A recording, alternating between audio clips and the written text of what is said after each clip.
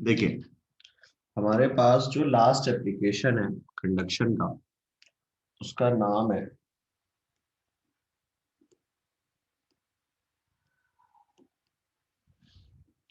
Growth of ice. देखो भाई, अगर हम बात करते हैं ग्रोथ ऑफ आइस की, ठीक है ना, तो ग्रोथ ऑफ आइस के बारे में कहा जाता है, इस तरीके से समझो कि मान लो हम किसी जगह पे रहते हैं। हम जिस जगह पे रहते हैं वहां पर कोई वाटर बॉडी है, कोई लेक है, जो अभी कह सकते हो कि भाई मान लो वहां पे लेक है और वहां का टेम्परेचर हो चुका है -θ°C। ठीक है ना, -θ°C वहां का टेम्परेचर हो चुका है। और वहां पर एक्स विड्थ की जो आइस है, मतलब सरफेस से मान लो एक्स मीटर तक आइस जम चुकी है। ठीक है ना, और वहीं पर कोई छोटा सा पोर्शन, कोई छोटा सा पोर्शन अगले मोमेंट में जमने वाला है। ठीक है ना, कोई छोटा सा dx पोर्शन अब जमने वाला है। मान लीजिए ये हमारे पास का, ये क्या होगा, ये हमारे पास आइस बन चुकी है, ये हमारे पास वाटर होगा। ये बताओ, जो ये dx वाला पोर्शन जस्ट जमने वाला है, तो जो ये जस्ट जमने वाला है इसका टेम्परेचर कितना होगा भाई? 0 डिग्री सेल्सियस। जो जस्ट जमने वाला है वो कितने बार होगा? 0 डिग्री सेल्सियस पे।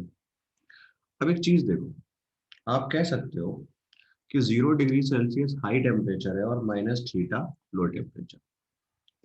तो हमारे पास जब ये बॉडी फ्रीज होगी, भाई मान लो इसका सरफेस एरिया है ए, ठीक है ना, वाटर की डेंसिटी आप मान लीजिए रो, यहाँ पे रो ऑफ वाटर, ठीक है ना, ये आइस बन चुका है। तो हमारे पास कह सकते हो एक क्यू हीट निकलेगी, और वो किसकी होगी? कह सकते हो क्यू हीट इज इवॉल्व्ड, हम ऐसे बोल सकते हैं, क्यू हीट इज इवॉल्व्ड और by freezing of dx length water. तो हम यहाँ पे कह सकते हैं कि हमारे पास जो Q है वो होगा m इंटू एल के बराबर, लेटेंट हीट ऑफ जो आइस कह सकते हो, फ्यूजन कह सकते हो। तो ये जो Q है, ये आपके पास आ गया, देखो कितना, density of water into area into dx। जो हमारे पास Q है वो कौन से मास से आएगा? जो अभी जस्ट कन्वर्ट होने वाला है। ठीक है ना, तो ये वो हीट है जो यहाँ पे इवॉल्व होगी, इंटू एल। ये जो हीट यहाँ से निकलेगी, ये with the help of conduction, जो हीट यहाँ से निकलेगी with the help of conduction ऊपर जाएगी। तो आप कहोगे कि dq/dt हमारे पास होता है ka dt/dx, या आप कह सकते हो कि dq/dt हमारे पास होगा ka/x। एल की जगह क्या लिख लेंगे? x। और बड़ा वाला टेम्परेचर माइनस छोटा वाला, तो 0 ऑफ -θ डिग्री। तो ये आपके पास, इस क्यू को उठा के यहाँ रखो, तो ये आपके पास आ गया d/dt of ρw a dx l is equals to ka/θ/x। इसको लिख सकते हैं हम लोग ρw a l dx upon dt is equals to ka/θ/x। ये एरिया कैंसिल। हमें मान लो यहाँ पे टाइम निकालना है, तो आपके पास जो dt आएगा वो आ जाएगा ρw l अपॉन k θ x dx। तो आपके पास time of growth of ice का फॉर्मूला आ गया, rho W x square upon 2k theta. Surface से कितने मीटर तक आइस बनी है उसका टाइम हम यहां से कैलकुलेट कर सकते हैं, ठीक है ना। सरफेस से कितने मीटर तक आइस बनी है उसका टाइम हम यहां से कैलकुलेट कर सकते हैं कि rho W L x square upon 2k theta. कोई दिक्कत? अब देखो यहाँ पे क्या है कि अगर तुम ये देखोगे ये तुम्हारे पास पानी का सरफेस है -θ°C, तो इसका मतलब सिर्फ ये है कि हमारे पास अगर आप टॉप से x डिस्टेंस तक आइस जमाना चाहते हो और आपका कोई टाइम लगा है t, तो टॉप से 2x तक का टाइम आपके पास कितना होगा भाई? 4t। तो टॉप से 3x तक का टाइम आपके पास कितना होगा? 90। क्यों भाई, क्या ये बात समझ में आ रही है मैं कैसे लिख रहा हूँ ये चीज? क्योंकि यहाँ पे एक्स स्क्वायर का रिलेशन है, यहाँ पे एक्स स्क्वायर का रिलेशन है। अगर मैं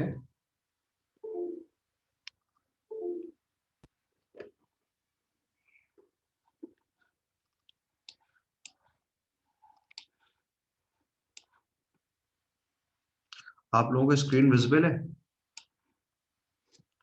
तो अगर मैं सरफेस से 4t तक की बात करूं, 3x, तो ये हो जाएगा 16t। तो एक चीज देखो, अगर मैं इस तरीके से कैलकुलेट करना चाहूं कि पहला x मीटर, दूसरा x मीटर, तीसरा x metre,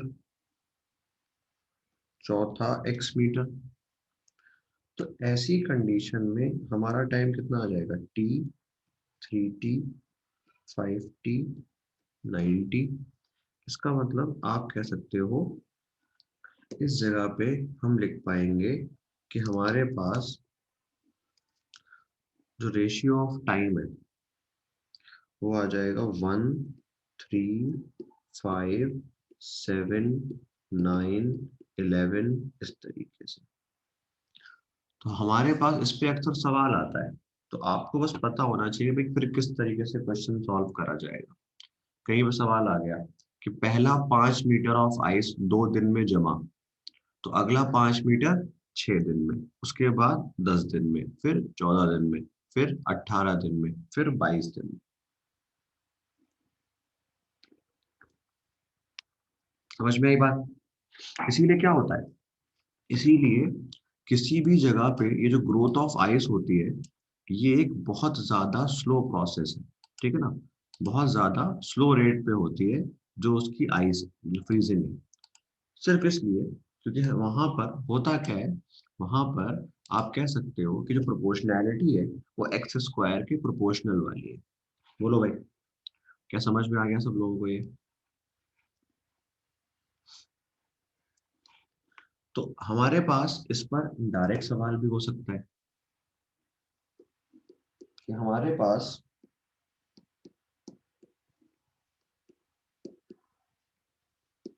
if growth of ice is 5 meter in 10 days, find time for next 10 meter growth।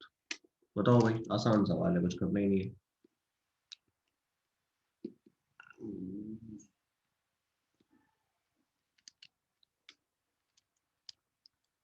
कितना होगा? हमें पता है कि टाइम का रेशियो क्या है, 1, 3, 5, 7। तो हमारे पास कितना आ जाएगा? 8 इंटू 10, 80 डेज। और इसके अलावा नीट ने लास्ट ईयर मतलब आप लोगों से 2019 में जो उड़ीसा नीट वाला पेपर हुआ था, उड़ीसा नीट वाले पेपर में उन्होंने इस फॉर्मूले को डायरेक्टली प्रोपोर्शनैलिटी की फॉर्म में पूछा। ठीक है ना। हमारे पास कह सकते हो कि 2019 में जो नीट का पेपर 2 था उसमें आया था ये।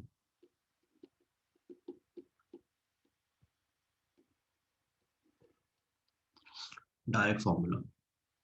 ठीक है भाई, समझ में आ गया सब लोगों को। देखो अब हम यहाँ पर बात कर रहे हैं, हमारे पास अगला मोड ऑफ हीट ट्रांसफर जिसका नाम है कन्वेक्शन। देखो हमारे पास कन्वेक्शन एक मोड ऑफ हीट ट्रांसफर है, जहां पर हमारे पास होता क्या है भाई, कन्वेक्शन एक मोड ऑफ हीट ट्रांसफर है जहां पर एनर्जी का ट्रांसफर है बाय द डेंसिटी डिफरेंस। हम लोग फिर से पूरी बातों को लिखते हुए चलते हैं। ये हमारे पास क्या है, heat energy transfer due to density difference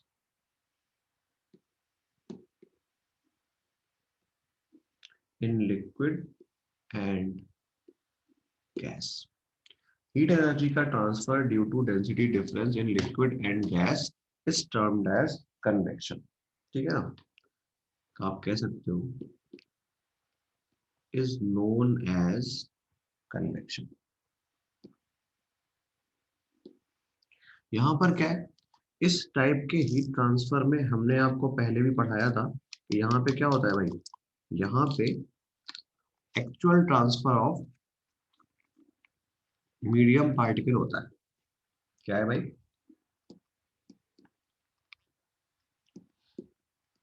actual transfer of medium particle. और मैंने आपसे कहा था कि इसका सबसे अच्छा एग्जाम्पल कौन है, इसका सबसे अच्छा एग्जाम्पल है कैंडल। कहने का मतलब क्या हुआ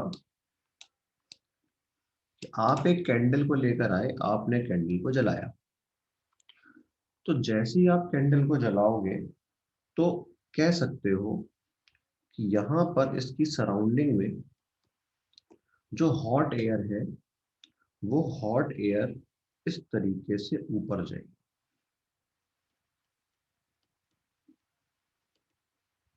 और उसी जगह पर कोल्डर एयर इस तरीके से नीचे आएगी। ठीक है ना।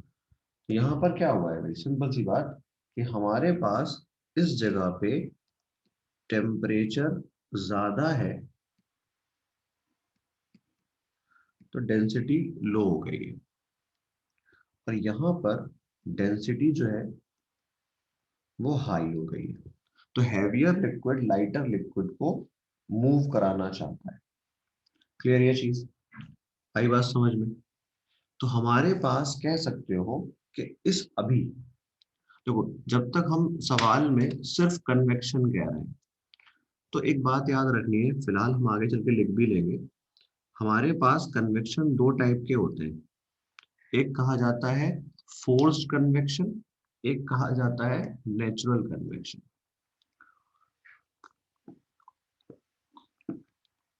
तो अभी हम जो बात कर रहे हैं ये हम सिर्फ और सिर्फ नेचुरल कन्वेक्शन की बात कर रहे हैं। ठीक है ना। किसकी बात कर रहे हैं, सिर्फ और सिर्फ नेचुरल कन्वेक्शन। तो हमारे पास कह सकते हो कि नेचुरल कन्वेक्शन में ये मूवमेंट कौन करा सकता है। देखो एक हैवी लिक्विड नीचे आया, हल्का लिक्विड ऊपर गया, तो हैवी लिक्विड अपने आप से नीचे आया, हैवी लिक्विड को ग्रेविटी नीचे लाई। तो हम यहाँ पे कहते हैं कि हमारे पास ये जो हम लिख रहे हैं ना कि हॉट एयर ऊपर गई कोल्ड एयर नीचे आई, इन सारे कामों में ये काम कराया है ग्रेविटी ने। तो हम यहाँ पे कहते हैं कि हमारे पास in convection, temperature gradient is present in vertical direction. तो नेचुरल कन्वेक्शन है, ये वर्टिकल डायरेक्शन में प्रेजेंट होता है। ऑब्वियस सी बात है किसके, बिकॉज ऑफ ग्रेविटी। कहने का मतलब क्या हुआ कि आप ये कह सकते हो कि इन जनरल आपके पास मान लीजिए कोई कैंडल है, आपने इस कैंडल के अराउंड 3 पॉइंट्स बनाए, ए, बी और सी। देखो यहां पर तुम्हारे पास जो हीट पहुंचेगी पॉइंट ए पर, पॉइंट ए पर जो हीट पहुंचने के रीजन है वो है रेडिएशन प्लस कन्वेक्शन, और ये वाला फैक्टर डोमिनेंट है। ठीक है ना। यहां पर सिर्फ और सिर्फ जो फैक्टर रिस्पॉन्सिबल है वो है रेडिएशन, और यहाँ पर भी जो फैक्टर रिस्पॉन्सिबल है वो है रेडिएशन। तुमने एक बात ऑब्जर्व करी होगी, तुम्हारे पास एक कैंडल है, तुम कैंडल को आग लगाओ और मान लो उस कैंडल के फ्लेम से कुछ डिस्टेंस 5 सेंटीमीटर 10 सेंटीमीटर अपना हाथ रखो, तो सबसे ज्यादा गर्म तुम्हें कहाँ पर फील होगा, सबसे ज्यादा हीट ट्रांसफर तुम्हारे हाथों पे कहाँ पे आएगा, टॉप मोस्ट पॉइंट पे। सबसे ज्यादा हीट तुम्हें टॉप मोस्ट पॉइंट पे ऑब्जर्व होगी, और इन दोनों पे लगभग बराबर बराबर ऑब्जर्व होगी। तो क्योंकि हॉरिजॉन्टल डायरेक्शन में हमारे पास कह सकते हो, हॉरिजॉन्टल डायरेक्शन में हम ये कहते हैं कि हॉरिजॉन्टल डायरेक्शन में जो फ्लो है वो सिर्फ और सिर्फ रेडिएशन की वजह से हो सकता है, कन्वेक्शन की वजह से नहीं हो सकता। बिकॉज अगर ग्रेविटी पार्टिकल्स को मूव कराएगी, अगर ग्रेविटी पार्टिकल्स को मूव कराएगी उस मीडियम में, अरे अगर ग्रेविटी पार्टिकल को मूव करा रही है तो फिर वर्टिकल डायरेक्शन में ही मोशन हो सकता है। हॉरिजॉन्टल डायरेक्शन में जो भी हीट ट्रांसफर होगा वो सिर्फ और सिर्फ ट्रांसफर होगा, आप कह सकते हो बिकॉज ऑफ रेडिएशन। ठीक है ना। इसीलिए इस डायरेक्शन में हमें थोड़ा सा कम हीट ट्रांसफर देखने को मिलता है, सिर्फ वर्टिकल डायरेक्शन में देखने को मिलता है। क्या ये बात समझ में आ रही है। तो हम ये कह सकते हैं कि हमारे पास टेम्परेचर एट ए बड़ा है टेम्परेचर एट बी और सी से। ठीक है भाई, कोई दिक्कत।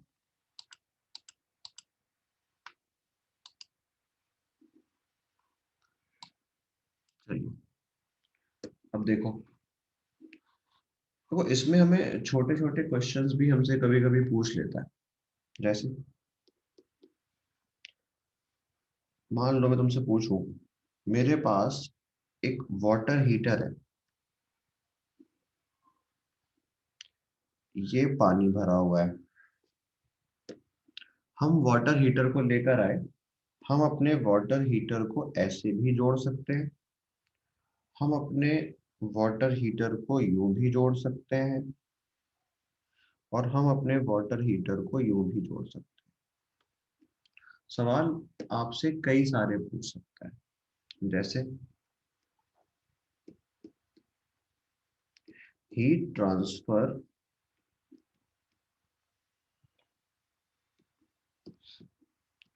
इज मैक्सिमम फ्रॉम, मान लीजिए ये ए, ये बी, ये C, A B C all are same. यह आपसे पूछ सकता है for calculating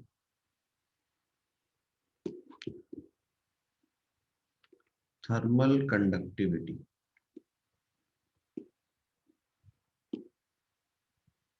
heater must be connected at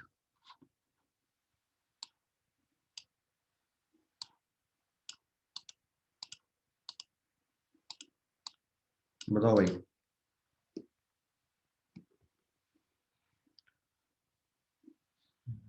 for calculating heat transfer is maximum, और हीट ट्रांसफर हमें बताना है for find out of thermal conductivity.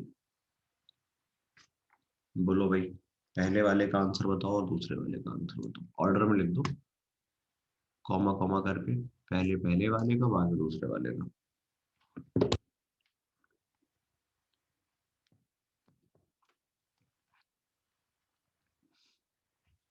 जी बाकी लोग भी बोलो यार।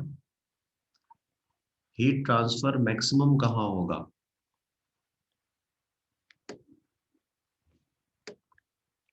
ठीक है ना, देखो, हीट ट्रांसफर हमारे पास मैक्सिमम होगा सी में, क्योंकि सी पर जब तुम हीटर को कनेक्ट करोगे, तुम्हारे घरों में जो वाटर गीजर होता है, गीजर की फिलामेंट कॉइल कहाँ लगी होती है, नीचे या ऊपर?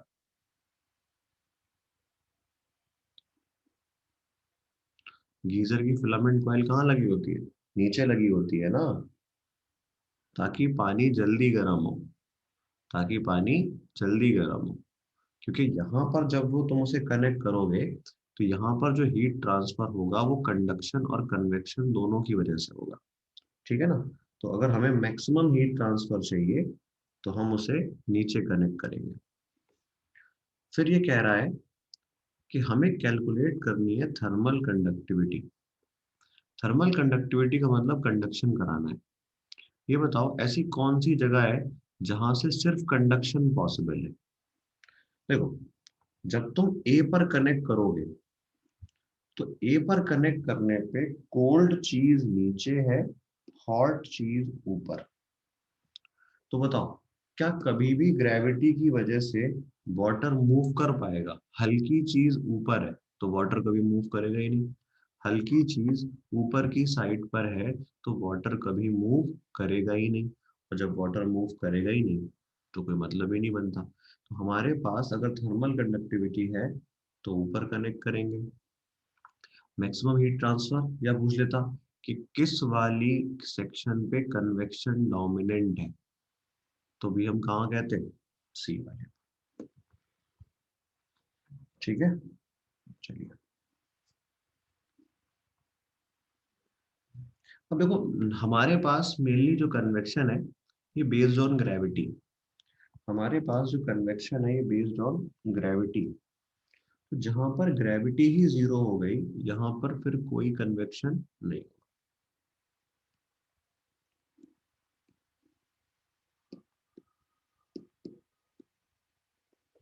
Convection is based on gravity.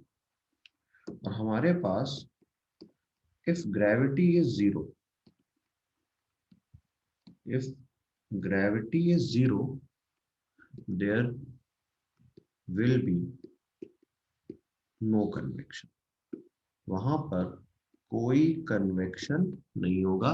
जहां पर ग्रेविटी की वैल्यू हमारे पास क्या है, जहां पर ग्रेविटी ही जीरो कर दी जाए, वहां पर कोई कन्वेक्शन नहीं होगा। कहने का मतलब देखो क्या हुआ, हमारे पास अगर तुम बात करो, तो आप यहाँ पे कह सकते हैं कि हमारे पास जीरो ग्रेविटी कहाँ है। भाई आपके पास फिर से जीरो इफेक्टिव ग्रेविटी है फ्री फॉल में, आर्टिफिशियल सैटेलाइट में।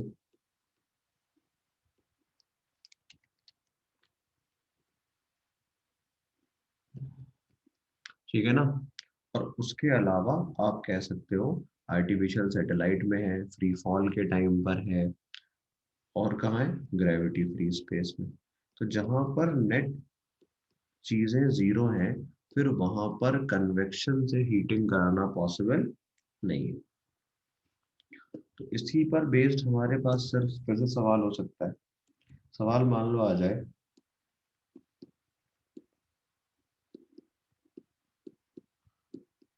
इन weightlessness condition liquid can be heated as, या liquid can be heated by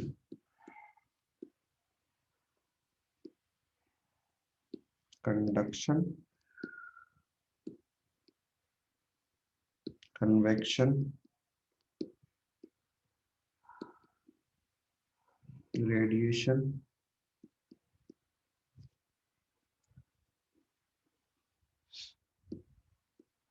none।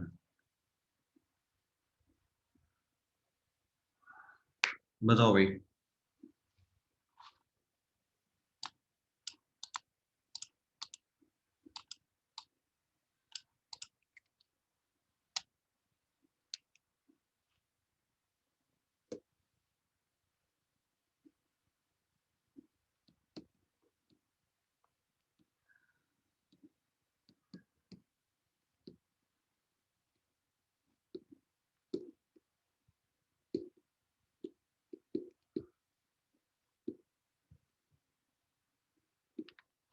बताओ भाई। देखो, अगर हमारे पास, मतलब कह सकते हो कि पहले वाले में हमारे पास आंसर है कंडक्शन, और दूसरे वाले में हमारे पास आंसर है ये।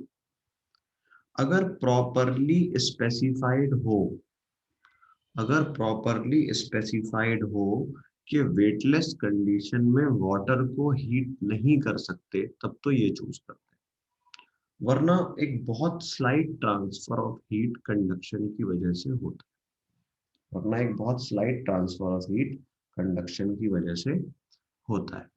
रेडिएशन से नहीं मानते। देखो एक चीज समझो, रेडिएशंस आर इलेक्ट्रोमैग्नेटिक वेव, वो मीडियम क्रॉस कर जाती है, बहुत थोड़ा ही पोर्शन एब्जॉर्ब हो पाएगा, वो बाकी वो इलेक्ट्रोमैग्नेटिक वेव है। तुम एक ग्लास पानी लेकर आए, एक ग्लास पानी को गर्म करना है, तो तुम उसे रेडिएशन की मदद से नहीं कर पाओगे, ठीक है ना। अगर ऐसा होता तो हम सिर्फ पानी गर्म करने के लिए उसको कहाँ रख देते, छत पे रख देते, तो सिर्फ कितना गर्म होता है वो। कोई भी पानी सन की रेडिएशन से गर्म नहीं होता है, सराउंडिंग के टेम्परेचर की वजह से गर्म होता है। ऐसा नहीं है कि सन की हाई, सन से आने वाली इलेक्ट्रोमैग्नेटिक वेव एब्जॉर्ब करके वो गर्म हुआ है। सन से आने वाली इलेक्ट्रोमैग्नेटिक वेव, वो वो उस रेडिएशन से एब्जॉर्ब करके गर्म नहीं हुआ है। वो सराउंडिंग का टेम्परेचर 37 है, 43 है, 45 है, तो वो पानी 45 तक पहुंच जाता है। ना कि सन से रेडिएशन आया है, उस रेडिएशन उसने एब्जॉर्ब करा है और वो 45 पहुंचा है। अगर ऐसा होता तो सर्दियों के टाइम पर भी हम पानी को छत पे रख देते और वो पानी गर्म हो जाता, ठीक है ना। तो रेडिएशन का जो फैक्टर है ना, ये बहुत हाई टेम्परेचर्स में इंपॉर्टेंट, लो टेम्परेचर्स में इसका कोई मतलब नहीं है, ठीक है ना। चलिए, अब देखो हमारे पास, अगर हम बात करें अर्थ की, तो अर्थ में जो सारा काम हीट ट्रांसफर का है ना, वो कन्वेक्शन का। अर्थ में सारा का सारा काम कन्वेक्शन कर रहा है। कंडक्शन का और रेडिएशन का बहुत कम यूज है, ठीक है ना। मतलब कह सकते हो कि हाँ भाई, सन से आने वाली एनर्जी रेडिएशन से आई है, लेकिन ओवरऑल जो ट्रांसफर है एक जगह से हीट का पहुंचना दूसरी जगह तक, हमारे लिए most of the heat transfer on अर्थ, ये किसकी वजह से है? ये सिर्फ और सिर्फ कह सकते हो कन्वेक्शन की वजह से।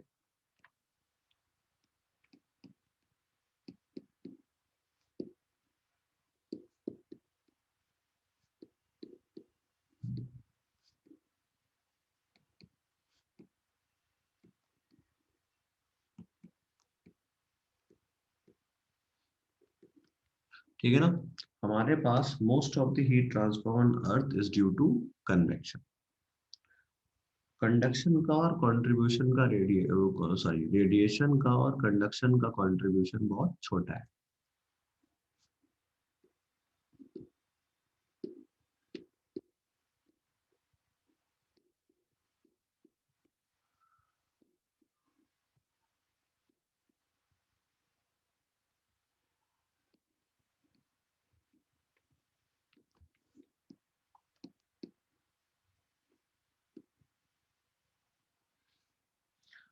अब देखो भाई, तो एक चीज बताओ, हमारे पास इन जनरल जो कन्वेक्शन है वो डेंसिटी डिफरेंस का प्रोसेस है। तो मान लो हमारे पास दो लोग हैं। अच्छा, तुमने वो देखा है, तुम लोग जितना भी हाई एल्टीट्यूड पे जाओ, जो बहुत ठंडे इलाके होते हैं, क्या तुमने अक्सर वहां पे हवा चलती हुई देखी है? अगर कभी तुम घूमने गए हो, तुम शिमला मनाली घूमने गए हो, तुमने वहां पे बहुत तेज से आंधी आते हुए देखी है, या एकदम रुकी हुई होती है हवा, या ऑलमोस्ट रुकी हुई हवा होती है, मतलब बहुत तेज विंड विंड नहीं चल रही होती? क्या कभी गए हो यार? गए तो हो गए यार, नहीं गए? अच्छा, कितने लोग गए हैं ईमानदारी से बताओ, तुम 15-16 लोगों में से?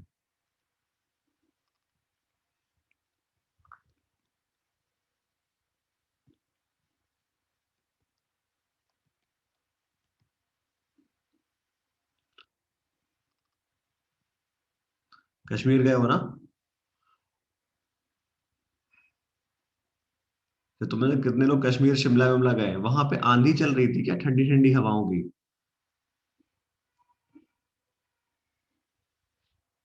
नहीं चल रही थी? एकदम रुकी हुई हवा होगी? एकदम रुकी हुई हवा होगी। अरे कितने लोग उधर गए, मतलब किसी बीच बीच पे गए? कितने लोग किसी बीच बीच पे गए? गोवा, पूना, ऐसी किसी जगह, पूना नहीं, मुंबई, केरला, कहीं पर भी जहाँ पे बीच होते हैं, क्या बीच पे हवा चलती है बहुत तेज तेज?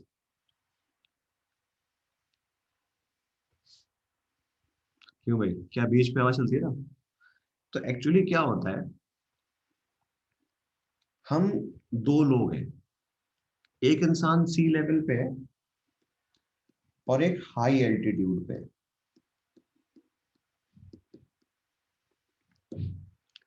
तो हमारे पास जो सी लेवल है और ये जो हाई एल्टीट्यूड है, हाई एल्टीट्यूड्स पे ना डेंसिटी बहुत कम होती है, एयर डेंसिटी डिक्रीज कर जाती है। और हाई एल्टीट्यूड्स पे कह सकते हो लो कन्वेक्शन होता है,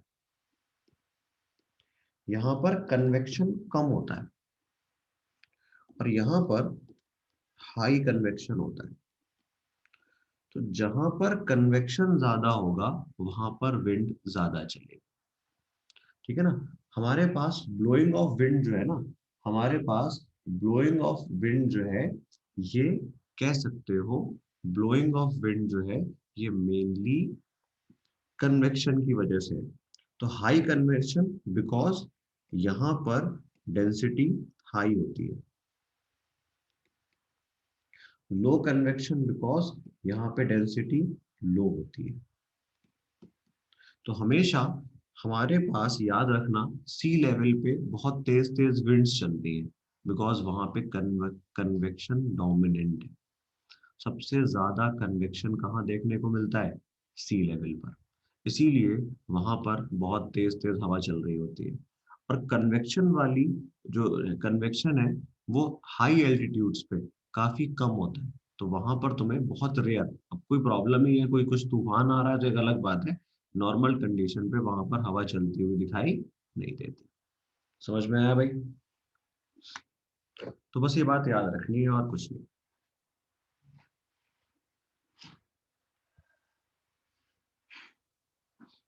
अब देखो हमारे पास ना, हम ये कह सकते हैं कि ये जो सारा कुछ हम पढ़कर आए हैं, सारा कुछ, ये सारा कुछ हम पढ़कर आए हैं, इसे नेचुरल कन्वेक्शन कहते हैं।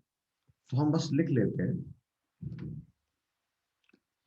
All कन्वेक्शंस which occurs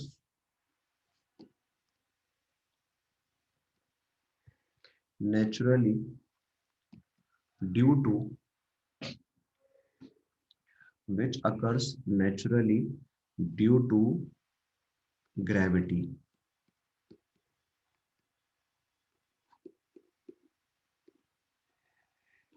are termed as natural convection. जितने भी कन्वेक्शंस जो नेचुरली हो रहे हैं due to gravity are termed as natural convection. और यहाँ पर क्या होता है भाई, यहाँ पे एक छोटी सी बात समझनी है कि यहाँ पर जो भी कन्वेक्शन हुए वो हमारे पास नेचुरल कन्वेक्शन कहलाते हैं, बिकॉज ऑफ ग्रेविटी हुए। पर कभी कभी क्या होता है कि हम हीट ट्रांसफर जबरदस्ती कराते हैं, और वो टाइप ऑफ कह सकता है फोर्स्ड कन्वेक्शन। हमारे पास फोर्स कन्वेक्शन क्या है, हमारे पास फोर्स कन्वेक्शन क्या है, जो एक कह सकते हो किसी एक्सटर्नल मीडियम की मदद से कराया जाए। हमारे पास एक लिक्विड का फ्लो जो किसी एक्सटर्नल फोर्स की मदद से कराया जाए, कह सकते हो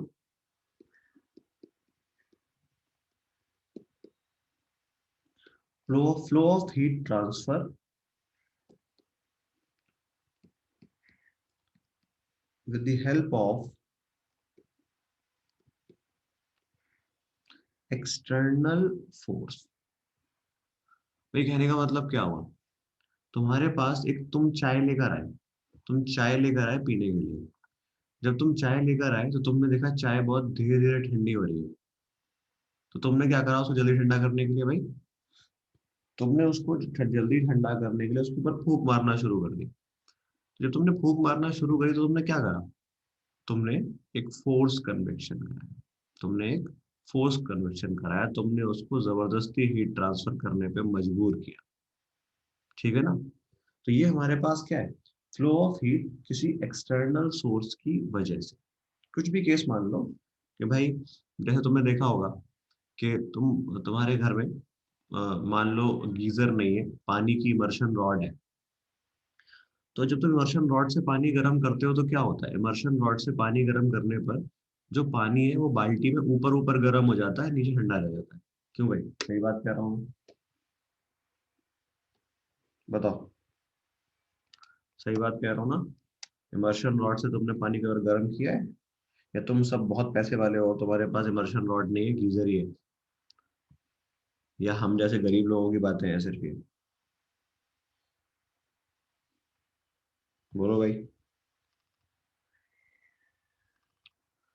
इमर्शन रॉड देखी तो है ना।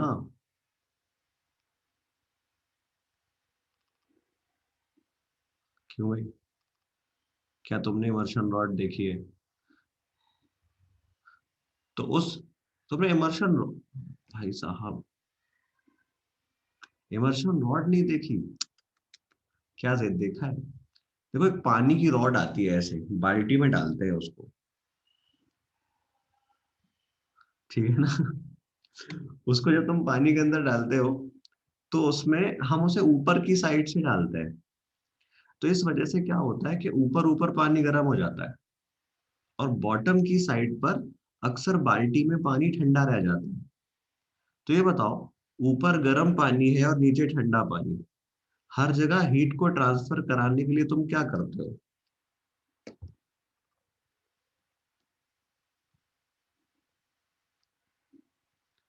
हर जगह पानी को ठंडा कराने के लिए तुम अपनी एक मग लेते हो और पूरे पानी को मिला देते हो, ऊपर से लेकर नीचे तक, ऊपर से लेकर नीचे तक पानी को मिला देते हो। यही तो होता है कन्वेक्शन। देखो यहाँ पे क्या हुआ कि हम एक मान लो हॉरिजॉन्टल प्लेट लेकर आए।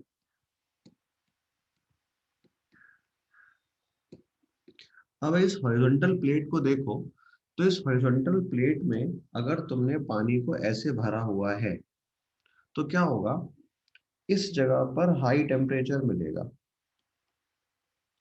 लेकिन ये हीट पूरे में पहुंचे, इस हीट को पूरे में पहुंचाने के लिए तुम्हें इसको बार बार घुमाना पड़ेगा, इस लिक्विड को। क्यों भाई, तुमने ऐसा देखा है ना कि अक्सर जो लोग बहुत बड़े बड़े बर्तन में खाना बनाते हैं, या अक्सर हलवाई हलवाई को देखो, तो वो चीजों को घुमाते रहते हैं ताकि हीट ट्रांसफर पूरे में यूनिफॉर्मली हो पाए।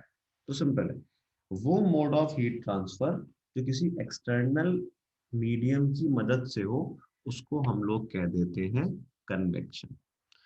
तो कन्वेक्शन हमारे सिलेबस में थ्योरेटिकली है, जितना मैंने आप लोगों को पढ़ाया है आज, जो भी दो पेज, एक दो पेज, ये पूरी बातें एज इट इज याद रखनी है। बस जो भी बातें मैंने आपको एक्सप्लेन करी है, इन पूरी बातों को जैसा बताया है वैसे याद रखना है। कन्वेक्शन में आपको यही मिलेगा। बस कुछ बातों को याद रखना कि हमारे पास जैसे ब्लोइंग ऑफ विंड है, चाहो तो लिख भी लो इस बात को, कि हमारे पास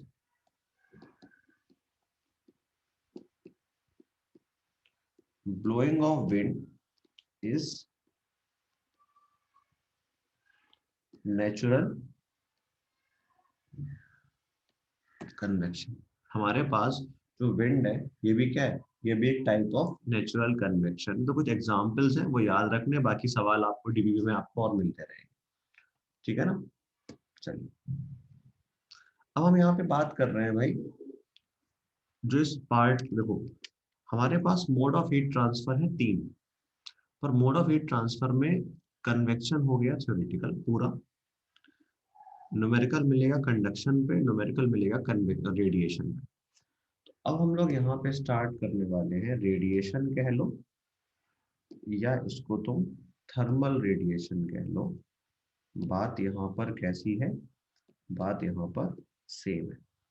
आप इसे रेडिएशन कह लें, आप इसको थर्मल रेडिएशन कह लें, दोनों बातें यहाँ पर सेम है, ठीक है ना। देखो थर्मल रेडिएशन क्या है भाई, हम ये बात जानते हैं कि हमारे पास, कह सकते हो कि थर्मल रेडिएशन किसी भी बॉडी से निकलने वाली इलेक्ट्रोमैग्नेटिक वेव है, पर ये electromagnetic wave because of its temperature, हमारे पास क्या है, ये हमारे पास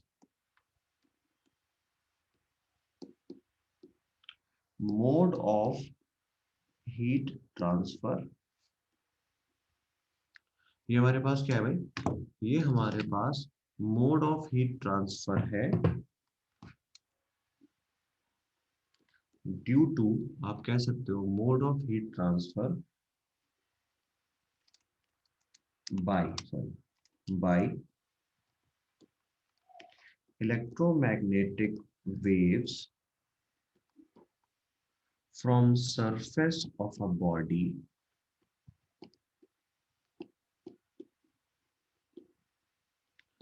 due to its temperature।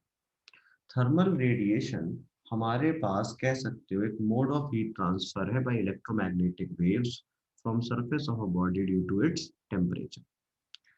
कहने का मतलब क्या हुआ कि यहाँ पर जो हमारे पास ये जो मोड ऑफ हीट ट्रांसफर है, यहाँ पे इलेक्ट्रोमैग्नेटिक वेव्स निकलती है, और वो इलेक्ट्रोमैग्नेटिक वेव्स जो यहाँ पे निकलने वाली है, वो उनकी वेवलेंथ डिपेंड करती है टेम्परेचर ऑफ बॉडी पर। बस मेन चीज क्या याद रखनी है कि फिलहाल के लिए हम कुछ कुछ बेसिक पार्ट तो पहले ही पढ़ कर आए हैं, तो मैं उन पॉइंट्स को ही लिखवा रहा कि स्पीड ऑफ लाइट इतना होता है और स्ट्रेट लाइन में चलते हैं, वो सारी बातें हम पहले से जानते हैं।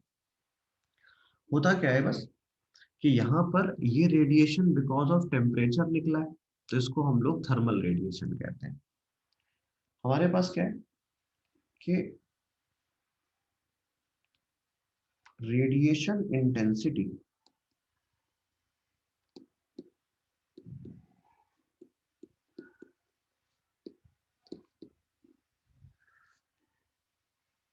is measured by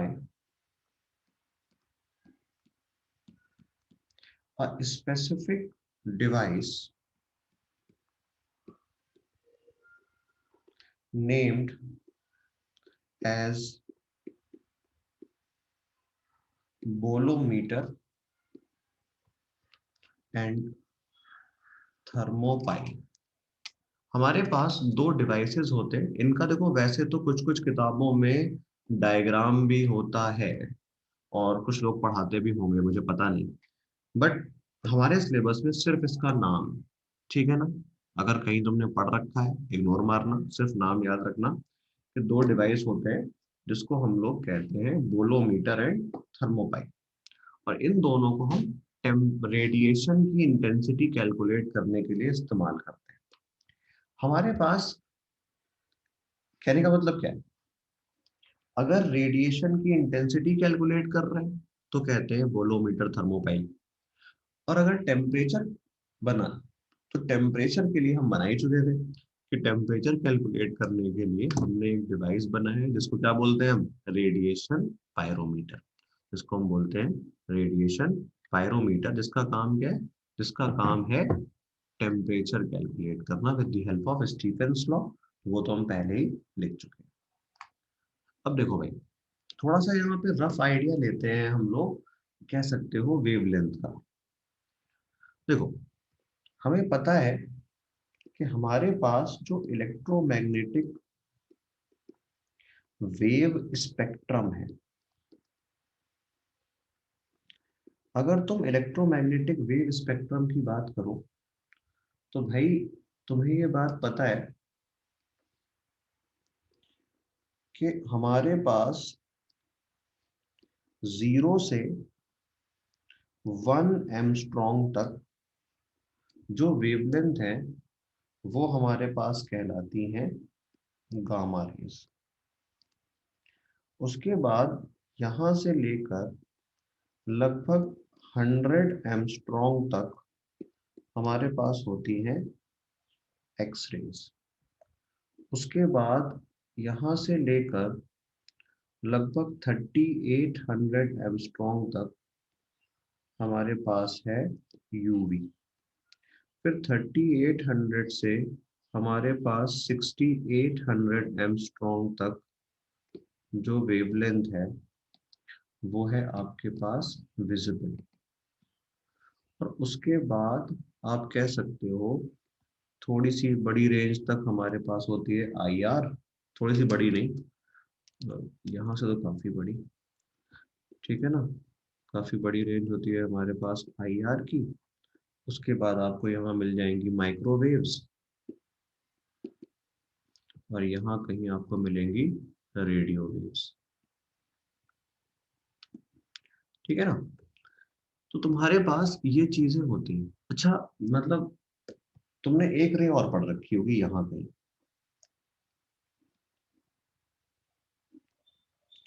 जिसको हम कहते हैं कॉस्मिक। ये बताओ, कॉस्मिक रे इलेक्ट्रोमैग्नेटिक वेव है क्या?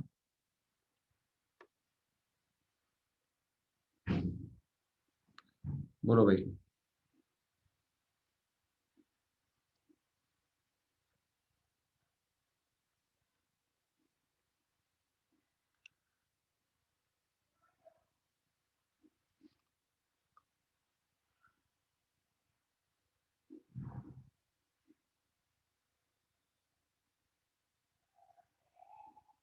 ठीक है ना।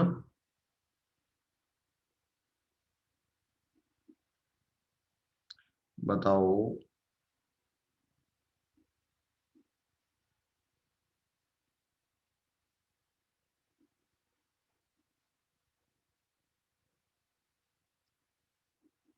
क्या लगता है तुम्हें? देखो भाई, होता क्या है कि सारी किताबों ने इसको इलेक्ट्रोमैग्नेटिक वेव के साथ पढ़ाया है, ठीक है ना, सारी किताबों ने, इसीलिए मैंने भी लिख दिया है। लेकिन आपको ये बात याद रखनी है कि हमारे पास जो कॉस्मिक रे होती है, ये एक न्यूक्लियस कह सकते हो कि फूट गया, ठीक है ना। ये सारे के सारे सब एटॉमिक पार्टिकल्स का मिक्सचर, आयंस होते हैं, एक्सट्रीमली हाई एनर्जी के इलेक्ट्रॉन, प्रोटॉन, न्यूक्लियॉन सब होते हैं इसके अंदर। तो बताओ, क्या ये इलेक्ट्रोमैग्नेटिक वेव है? इसकी एनर्जी सबसे ज्यादा है, एनर्जी का ऑर्डर सबसे ज्यादा, पर ये हमारे पास क्या है, एक्सट्रीमली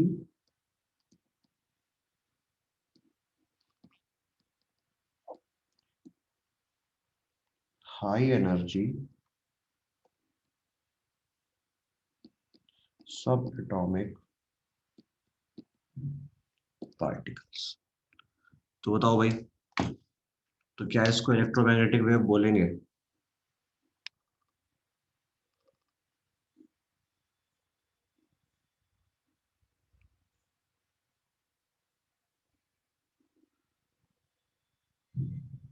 हाँ जी, क्या लग रहा है? अब भी लग रहा है कि तुम ऐसे बोल पाओगे इलेक्ट्रोमैग्नेटिक वेव? ठीक है ना? याद रखना गामा पे खत्म हो जाता है, हर जगह पे लिख रखा है इसको बस। तो हम इसको क्या कहेंगे? ये हमारे पास एक इलेक्ट्रोमैग्नेटिक स्पेक्ट्रम नहीं। चलो, अब हम देखो बात करते हैं एक बॉडी के थर्मल रेडिएशन, जो हमें दिखाई देता है। कैसे दिखाई देता है, कब दिखाई देता है, क्यों दिखाई देता है, ये तो पढ़ेंगे। अभी सिर्फ बात कर रहे हैं कि क्या दिखाई देता है।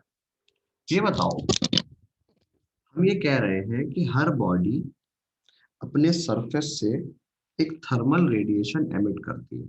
क्यों भाई? ये बात हमने कही है कि हर बॉडी अपने सरफेस से एक थर्मल रेडिएशन एमिट करती है, और जब वो थर्मल रेडिएशन एमिट करती है तो वो थर्मल रेडिएशन इलेक्ट्रोमैग्नेटिक वेव है, और वो कुछ भी हो सकता है, कुछ भी हो सकता है।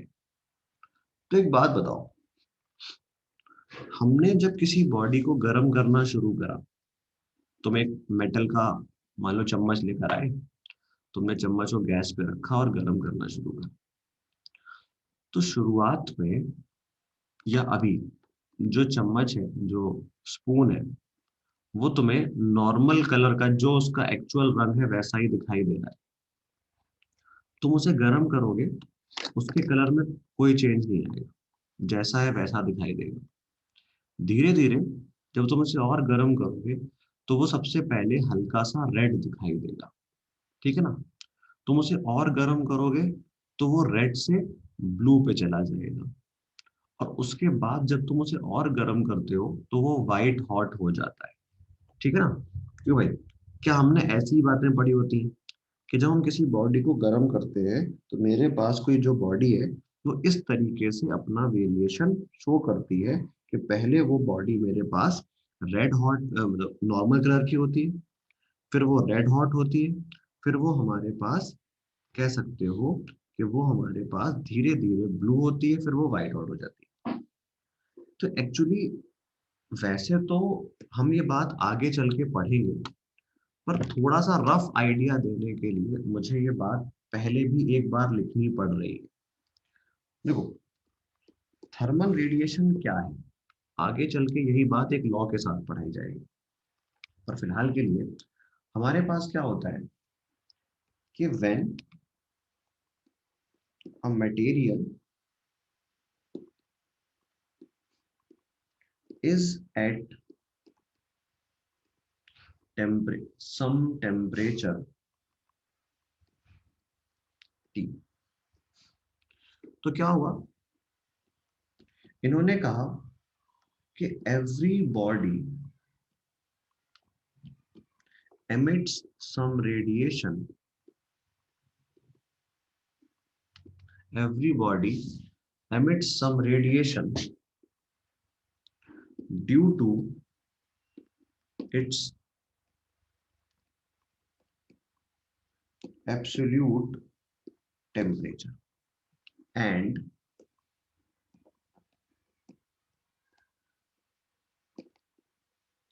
at all temperatures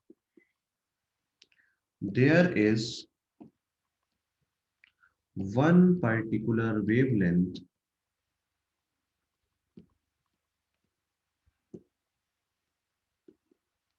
which is emitted the most। ठीक है ना? जो ज्यादा एमिट होती है। क्या हुआ, हमने कहा कि सबसे पहली बात कि मेरे पास अगर कोई बॉडी है तो मेरी बॉडी किसी भी टेम्परेचर पर एक रेडिएशन एमिट करती है। मान लो वो T1 पर है, तो वो इतनी सारी वेवलेंथ को एमिट कर रहा है, इतनी सारी वेवलेंथ को एमिट कर रहा है, और हर टेम्परेचर पर एक पर्टिकुलर वेवलेंथ अमाउंट में ज्यादा निकलती है। हम जैसे जैसे टेम्परेचर को बढ़ाएंगे उस मटेरियल की ओवरऑल एनर्जी बढ़ेगी, और हर टेम्परेचर के हिसाब से एक वेवलेंथ अमाउंट में थोड़ी ज्यादा निकलेगी। ये बताया हमें थर्मल रेडिएशन में। किसने बताया, कैसे आई बात, ये चीज समझेंगे। बस फिलहाल हिंदी में ये बात समझ में आनी चाहिए कि थर्मल रेडिएशन क्या है। अपने टेम्परेचर के हिसाब से एक कुछ पर्टिकुलर वेवलेंथ को निकालना, और हम जब उस पर्टिकुलर वेवलेंथ को निकाल रहे होते हैं तो किसी एक कलर को ज्यादा निकालते हैं। इसीलिए जब हम किसी बॉडी को गर्म करना शुरू करते हैं तो उसका कलर धीरे धीरे गर्म करने पर चेंज होना शुरू होता है। उसका कलर धीरे धीरे गर्म करने पर चेंज होना शुरू होता है, और एक टाइम पर गर्म होते होते वो हमारे पास, कह सकते हो, पहले रेड, उसके बाद वायलेट, उसके बाद व्हाइट हॉट। तो इसका मतलब क्या हुआ कि आसान भाषा में अगर हमारे पास एक सवाल आ जाए कि हमने अपने टेलीस्कोप से दो स्टार्स को देखा, एक रेड दिखाई दिया एक ब्लू, बताओ कौन ज्यादा गर्म है।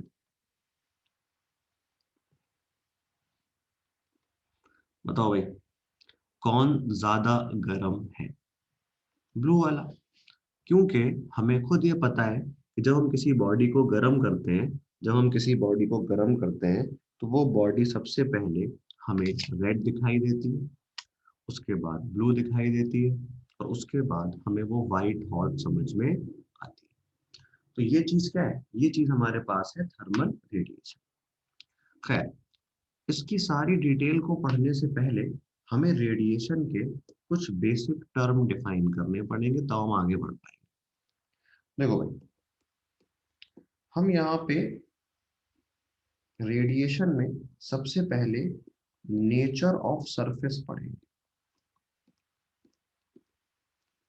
देखो क्या होता है, हमने ये बात हमेशा कही भी है, मैं दोबारा कह रहा हूँ। इससे पहले उम्मीद है कि मैंने कहीं ना कहीं ये बात बीच में बोली होगी वेव के आसपास। हमारे पास कोई सरफेस है,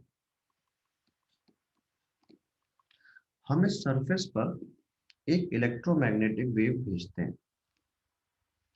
तुमने एक एनर्जी भेजी क्यू। हम जब भी कोई एनर्जी भेजते हैं तो हर सरफेस तीन काम करता है। मेरे किसी भी एनर्जी को भेजने पर हर सरफेस तीन काम करता है।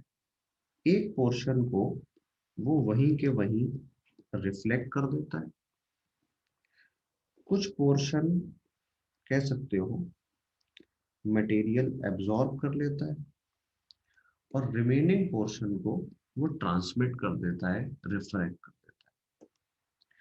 यहाँ पर हमारे पास क्यों क्या है, amount of incident radiation, Q R है आपके पास, रिफ्लेक्टेड रेडिएशन,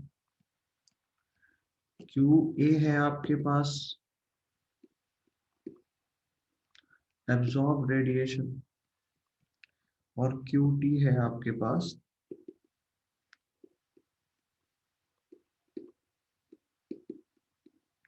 ट्रांसमिटेड रेडिएशन। कहने का देखो मतलब क्या है, कहने का मतलब यहाँ पर मेरा आपसे ये है कि हमारे पास कोई भी सरफेस तीन काम करता है। कुछ पोर्शन को एब्जॉर्ब करना, कुछ को रिफ्लेक्ट करना, कुछ को ट्रांसमिट करना। एक सरफेस ये तीन काम करता है। तो हमारे पास कहने का देखो मतलब क्या है, कहने का मतलब यहाँ पर ये है कि ये चीज इस तरीके से होती है। ठीक है भाई, अब देखो, तो मेरे पास एक पूरी एनर्जी आई क्यू, एक पोर्शन रिफ्लेक्ट हुआ, एक पोर्शन एब्जॉर्ब हुआ, एक पोर्शन ट्रांसमिट हुआ। अगर तुम यहाँ पे क्यू को डिवाइड कर दो पूरे से, तो ये आ जाएगा Q R upon Q, Q A upon Q, और QT upon Q।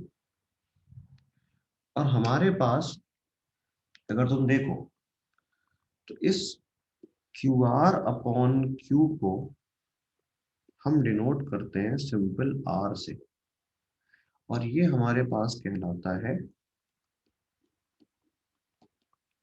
Reflective power, ठीक है ना, रिफ्लेक्टिव पावर, या इसे हम कहते हैं रिफ्लेक्टिविटी या रिफ्लेक्टिव कोएफिशिएंट। एक चीज देखो, हमारे पास ये जो R है ना, इस R की वैल्यू 1 होती है एक परफेक्ट मिरर के लिए, और यही R लेस देन 1 होता है for general bodies. General body को मैं GB से लिख दूंगा, ठीक है ना। जनरल बॉडीज के लिए हमारे पास ये R लेस देन 1 होता है। ऐसे ही हमारे पास ये जो QA अपॉन QR है, Here are some videos of हमारे पास, इसको हम डिनोट करते हैं स्मॉल a से। ये हमारे पास एब्जॉर्प्टिव पावर, या सिंपली कह सकते हो एब्जॉर्प्टिविटी है, ये कह सकते हो ये एब्जॉर्प्टिव कोएफिशिएंट है। ये हमारे पास अभी हम आगे चल के पढ़ेंगे, बट फिर भी हमारे पास एक बॉडी होती है, तो हमारे पास इस a की वैल्यू होती है 1। इस a की वैल्यू 1 होती है फॉर आइडियल ब्लैक बॉडीज। एक आइडियल ब्लैक बॉडी के लिए इस a की वैल्यू 1 होती है, और अगर जनरल बॉडी होगी तो इसी a की वैल्यू 1 से छोटी होगी। सेम तरीके से हमारे पास है ये,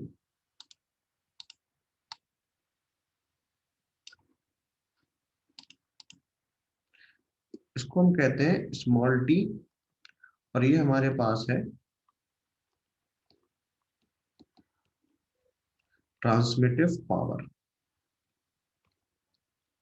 या कह सकते हो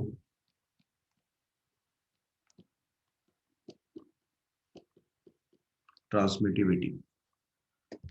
और इस पे ये जो t है, इसकी वैल्यू 1 होती है फॉर परफेक्ट वैक्यूम, और जनरल सरफेस के लिए less than 1। For general body t less than 1।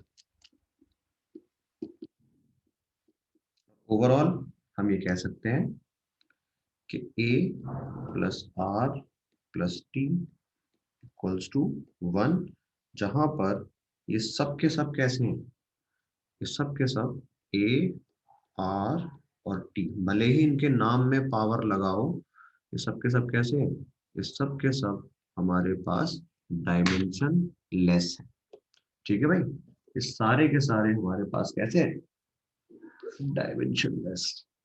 कोई दिक्कत समझ में आया भाई यहां तक?